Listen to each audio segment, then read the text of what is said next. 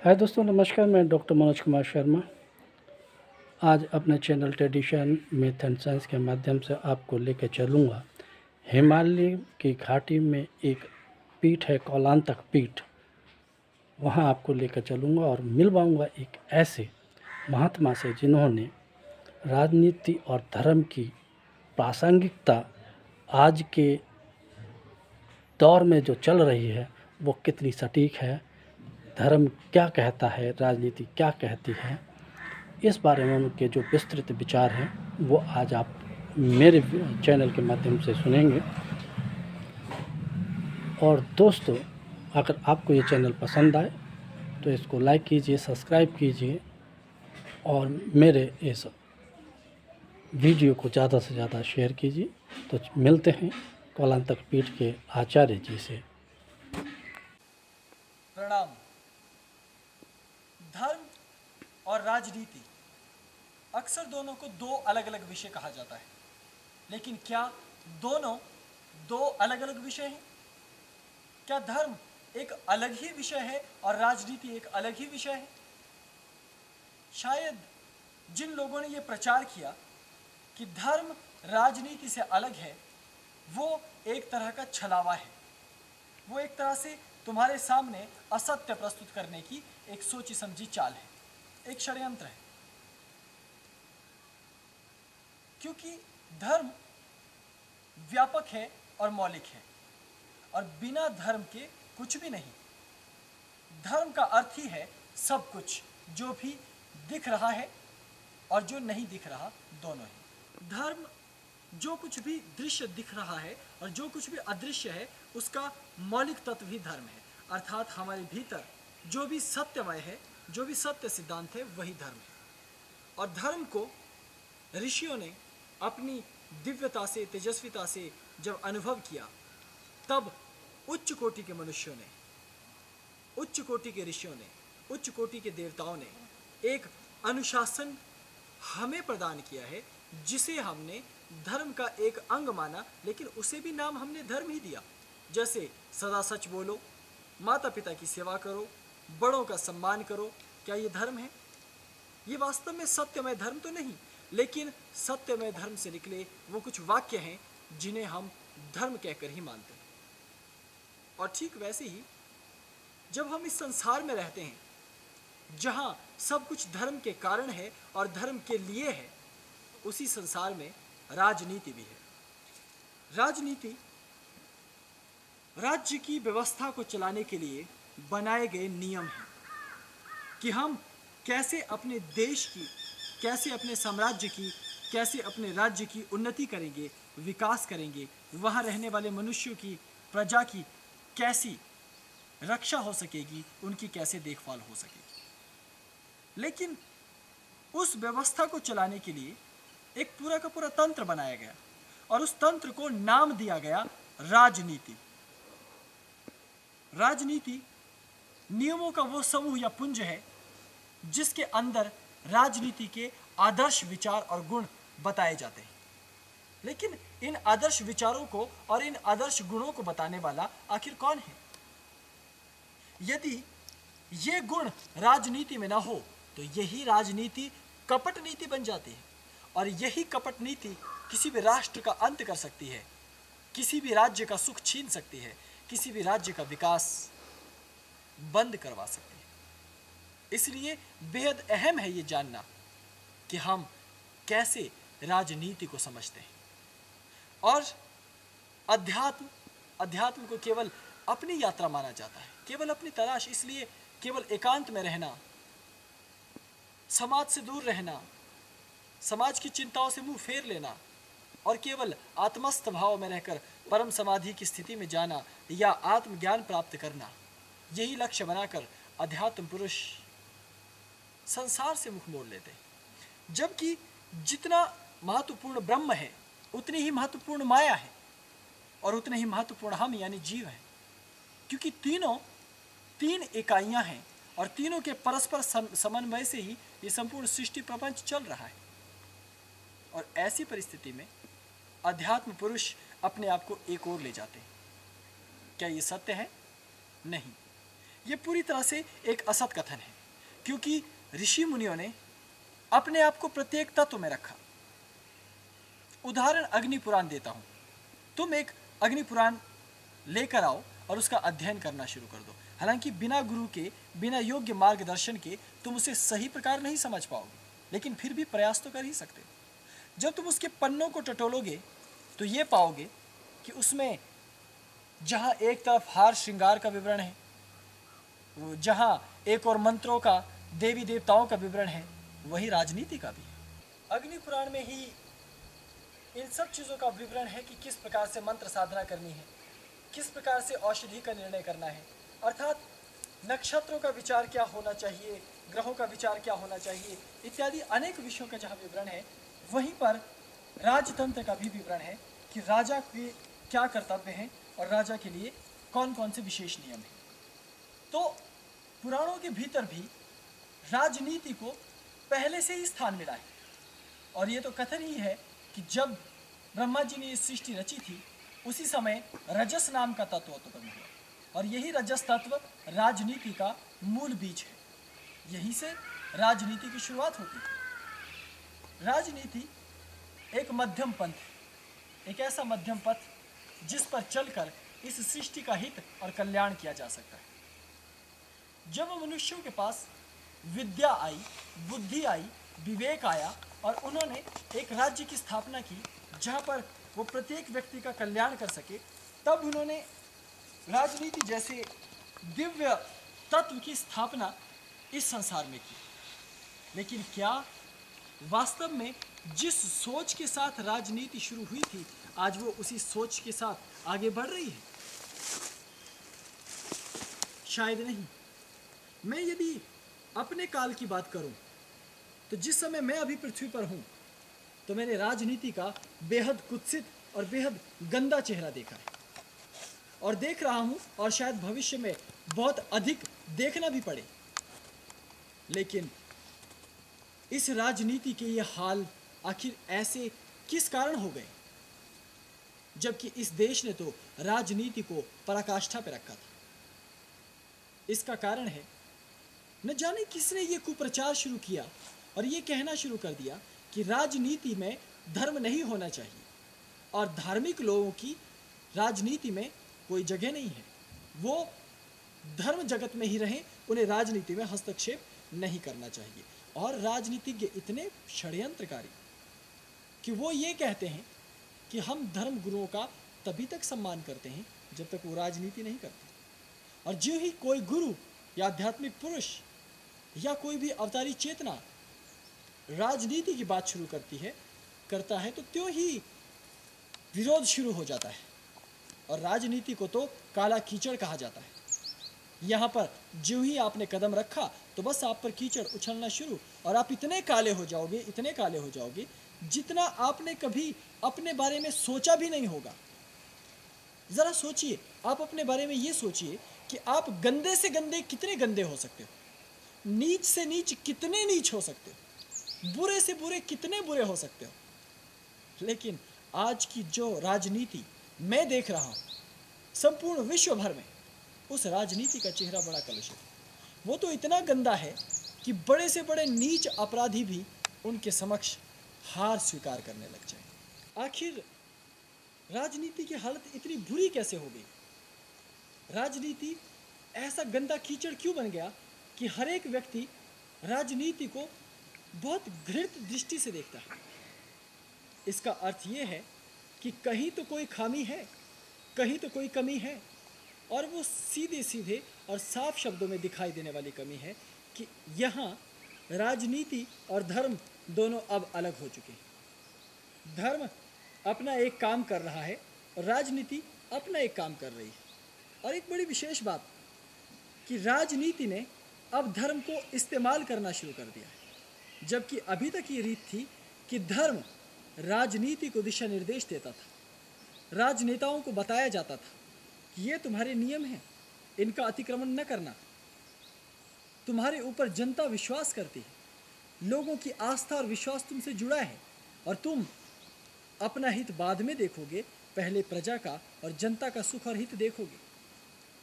लेकिन क्या ऐसा हुआ? नहीं।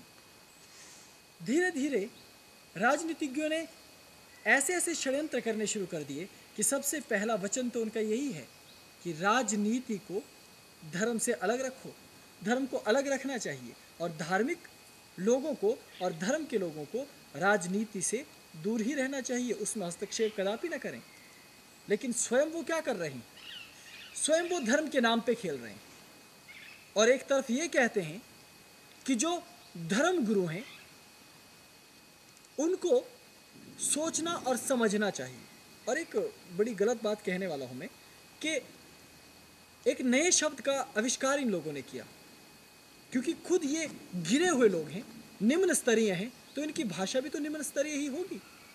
इन्होंने धर्म गुरुओं को, अवतारी पुरुषों को, धर्म प्रमुखों को धर्म के ठेकेदार कहकर संबोधित करना शुरू किया।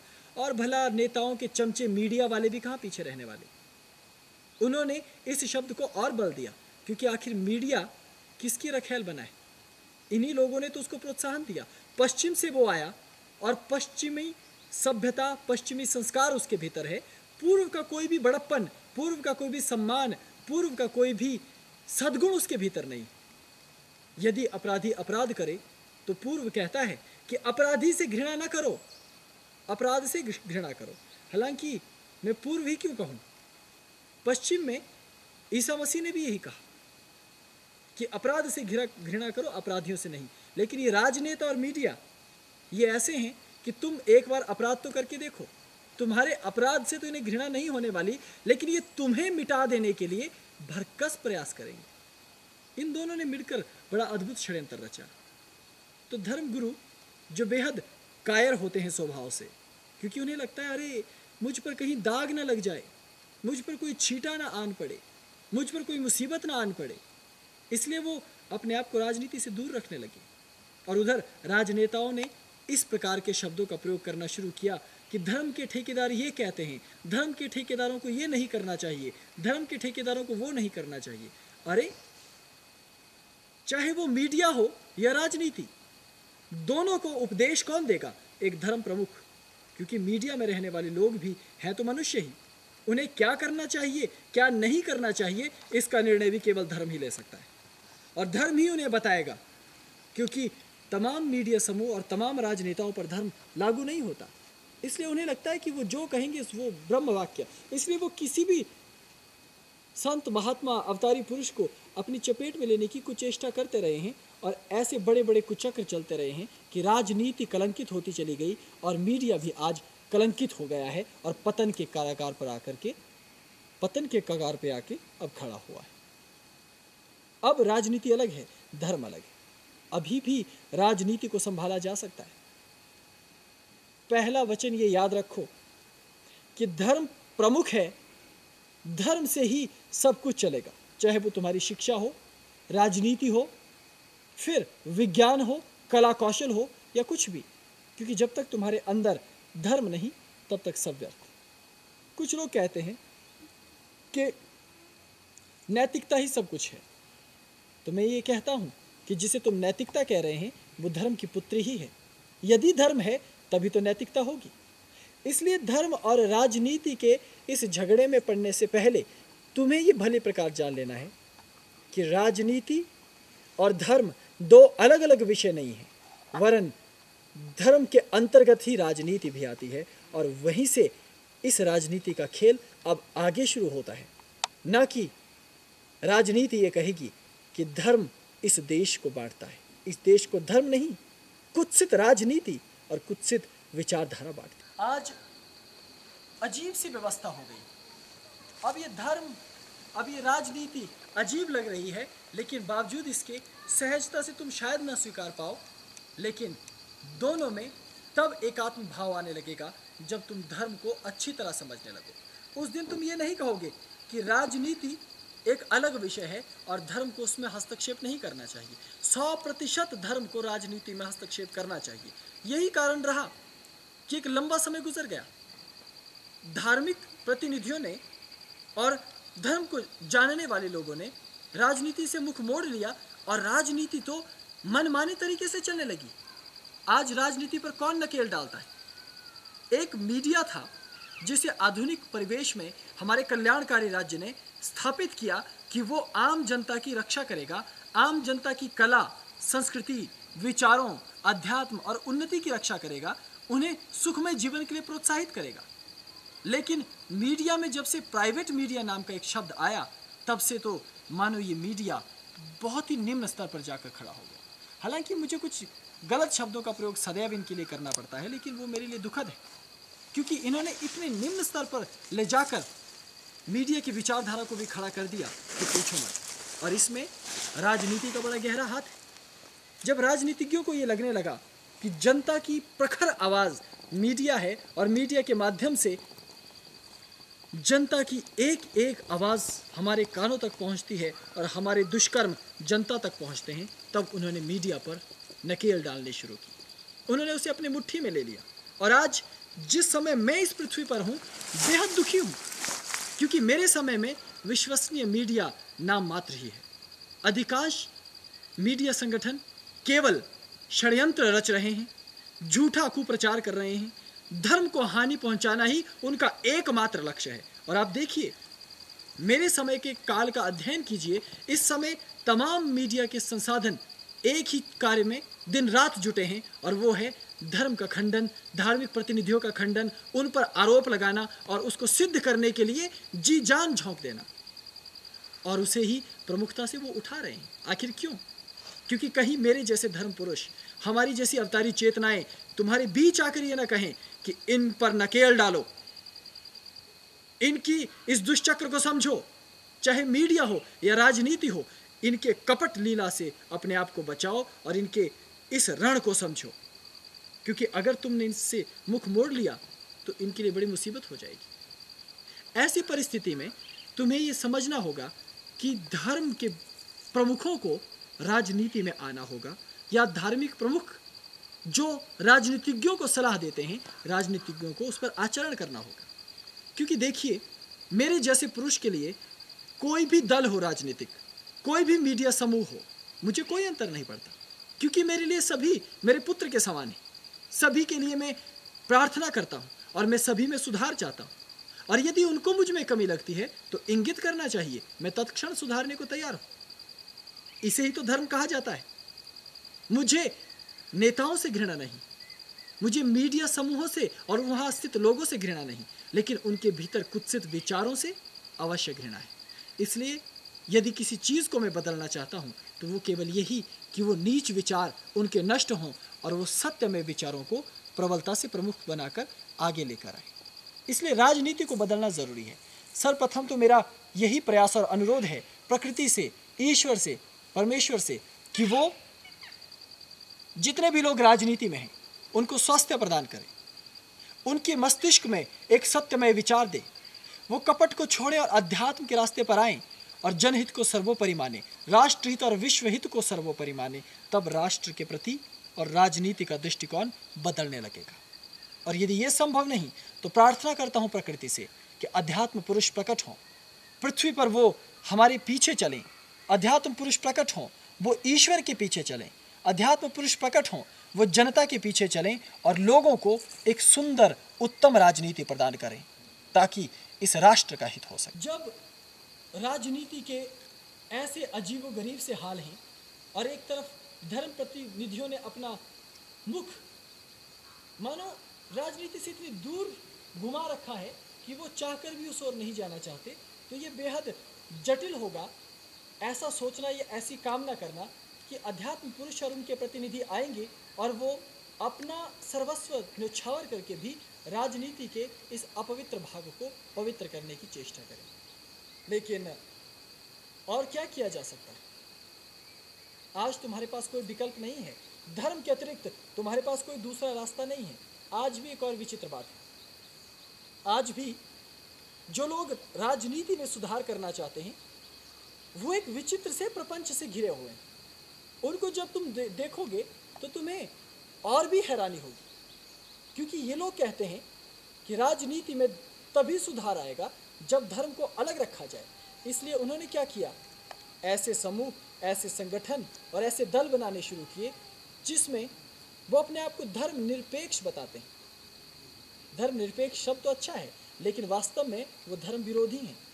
तो ऐसे नए दलों ने जब इस तरह की नई राजनीति शुरू कर दी, तब तो और भी मुसीबत खड़ी होने वाली है, क्योंकि अब उनके पास बल तो होगा, जनसमूह का समर्थन भी होगा, और लोगों को भी ये लगेगा कि वास्तव में ये सुधार कर सकते हैं। लेकिन फिर वही दुखद घटना, क्योंकि सदियों सदियों से, युगों युगों से इतिहास गवाह है, यदि भारत जैसी संस्कृति अभी तक जीवित है तो उसका एक ही कारण है, और वो है धर्म, वो है अध्यात्म। बाकी इस पृथ्वी पर अनेकों द्वीप हुए, अनेकों संस्कृतियां हुई, लेकिन वो तो जीवित नहीं रही। हमें देखिए, हमारी संस्कृति अभी तक जीवित है, और हम न केवल अपने लिए प्रार्थना करते हैं, वरन उन सभी संस्कृतियों के लिए भी प्रार्थना करते हैं जो इस संपूर्ण पृथ्वी और भूमंडल पर फैली है। और मेरा उपदेश किसी व्यक्ति विशेष के लिए नहीं होता, वरन वो समस्त भूमंडल के लिए है। मेरी प्रार्थना किसी एक जाति, संप्रदाय, लिंग अथवा वर्ण के लिए नहीं है, अपितु संपूर्ण ब्रह्मांड और संपूर्ण पृथ्वी के लिए है। मैं किसी एक व्यक्ति का, एक देश का, एक कालखंड का, एक वन, प्रदेश, प्रांत का नहीं हूं, वरन संपूर्ण पृथ्वी का। लेकिन इस विचारधारा में नए लोगों ने एक चीज को नहीं समझा।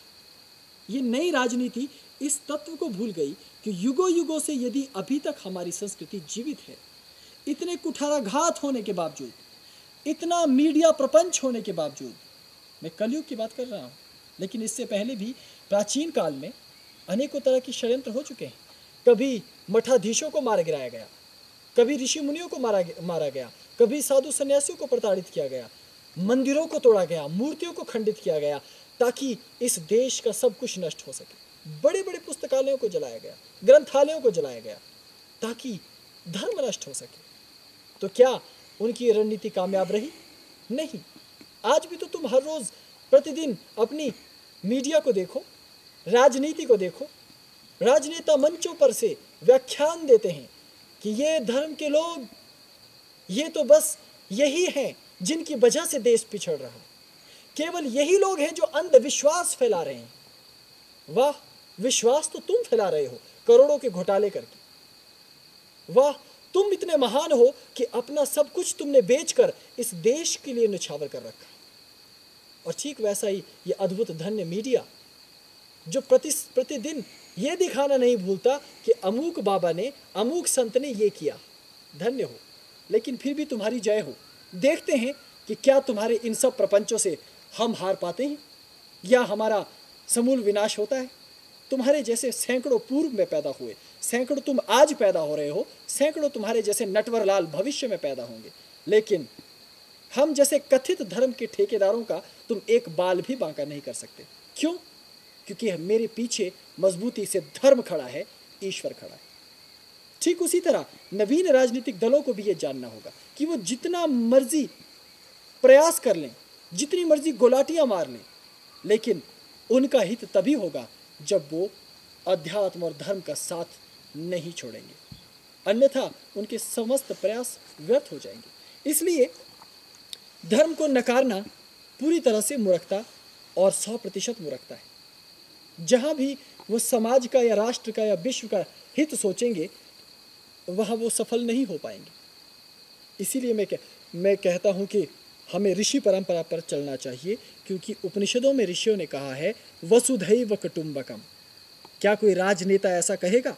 नहीं, वो कहेगा मेरी ही देश की सीमा, मेरे ही देश में अनाज, दूसरे देश में अकाल, दूसरे देश पर आक्रमण, दूसरे देश में आतंकवाद और षड्यंत्र।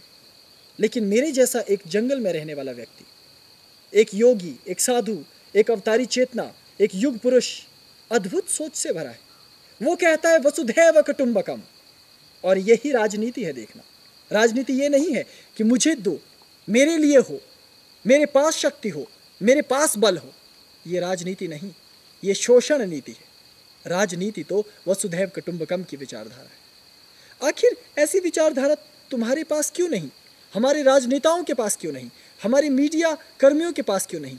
वो इसलिए क्योंकि उन्हें तो अपना हित चाहिए। वो तो स्वयं शीर्ष पर जाना चाहते हैं, भले ही उसके लिए किसी की बलि क्यों ना देनी पड़े। बलि शब्द से याद आ रहा है कि प्राचीन काल में जबरदस्ती किसी बैल को, बकरी को, ऊंट को, घोड़े को पकड़कर बलि दी जाती थी। वो बलि शायद इतनी ज़्यादा कष्टदायक नहीं थी जितनी आजकल ये मीडिया के लोग बलि दे रहे हैं। तांत्रिक लोग मनुष्य की बलि नहीं दे रहे, तांत्रिकों से बड़ी बलि तो मीडिया और राजनेता के लोग दे रहे हैं। ये किसी को भी घर से उठा लेते हैं और वो कहाँ जाता है उसकी तो हड्डी तक नहीं मिलती। मीडिया में ऐसे कुत्सित लोग भरे पड़े हैं कि ये जब किसी व्यक्ति के विरुद्ध दिखाना शुरू कर देते हैं, चाहे वो सत्य हो या असत्य, उसका घर से बाहर निकलना बंद हो जाता है। प्राचीन समय की बात सोचिए, जब ऋषि मुनियों का समय था, बड़े से बड़ा पापी या डाकू भी रहा है तो क्या उसके साथ ऐसा हुआ कि पूरे के पूरे समाज में उसे भोजन नहीं मिला हो, वस्त्र नहीं मिले हो, रहने योग्य जगह और ज़मीन नहीं मिली हो, और यदि किसी से एक त्रुटि हो गई तो वो उसी कलंक को लेकर सारी जीवन को जीता रहा हो? कभी ऐसा नहीं हुआ। लेकिन यहाँ तो ये बुरे हालात हैं कि यदि तुम एक गलती करो तो मीडिया उस राई का ऐसा पहाड़ बना देता है कि मुझे बताने की ज़रूरत नहीं है, तुम उसे खुद जानते हो और तुम अपने आसपास प्रतिदिन ऐसी चीज़ों को देखते हो। तो क्या इन्हें सुधारा नहीं जाना चाहिए? सुधारने का उपाय क्या है?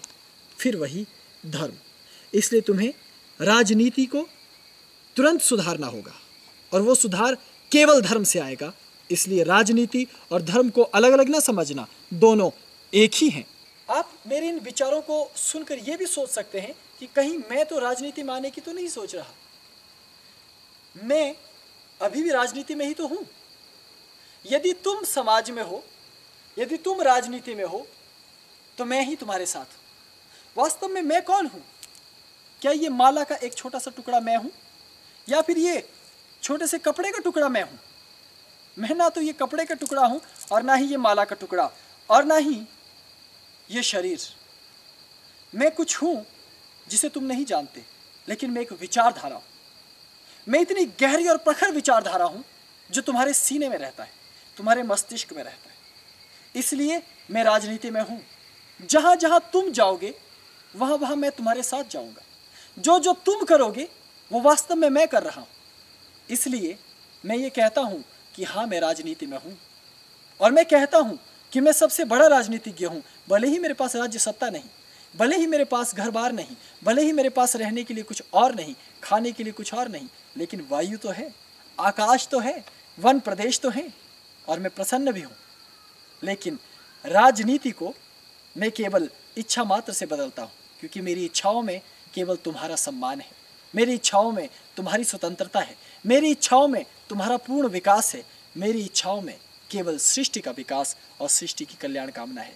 इसलिए चाहे राजनेता हो या साधारण व्यक्ति, जब वो सत्य से जुड़ता है, अध्यात्म से जुड़ता है, तो वो मुझसे भी जुड़ता है, क्योंकि मैं उसी का एक अंग हूँ। इसलिए भ्रमित ना होना। राजनीति में यदि तुम हो तो राजनीति में ही रहो, लेकिन उत्तम नीति के साथ। यदि तुम राष्ट्र को परिवर्तित करने की पहल कर रहे हो तो अवश्य करो। मैं सदैव तुम्हारे साथ हूँ। ईश्वर का प्रकाश सदैव तुम्हारे साथ है। आज धर्म और राजनीति के इस पहलू को मैंने हल्के से छुआ है। आशा करता हूँ तुम इसे भीतर उतार कर, इस पर मंथन कर, सत्य पथ पर आगे कदम बढ़ाओगे। अभी इस संध्या के उजाले में केवल इतना ही। ओम नमः शिवाय। प्रणाम।